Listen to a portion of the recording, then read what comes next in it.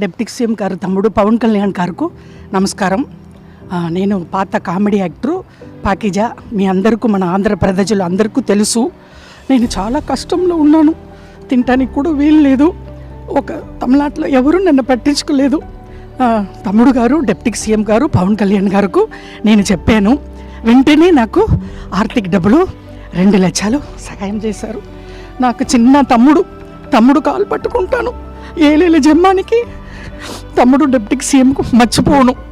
నేను అప్పుడే ఇంటర్వ్యూలో సుమన్ టీవీలో చెప్పాను, నెక్స్ట్ సీఎం తమ్ముడు గారు పవన్ కళ్యాణ్ గారు అన్నాను.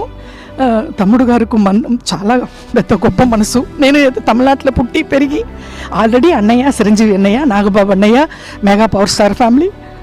ఇప్పుడు వాళ్ళు ఫ్యామిలీతో నేను బతుకుతున్నాను. నేను తిన్న ఆ భోజనం, నేను కట్టుకున్న చీరలు ఆ వదిన గారు ఇచ్చారు.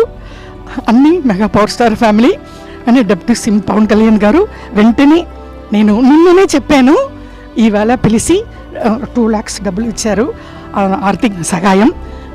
మేము ఉన్నామమ్మా అన్నారు. నేను తమిళనాడులో బతుకుతామా సస్తామా అని ఉన్నప్పుడు ఇక్కడ నుంచి నాకు ఫోన్ వచ్చింది జనసేన పార్టీ ఆఫీస్లో నుంచి.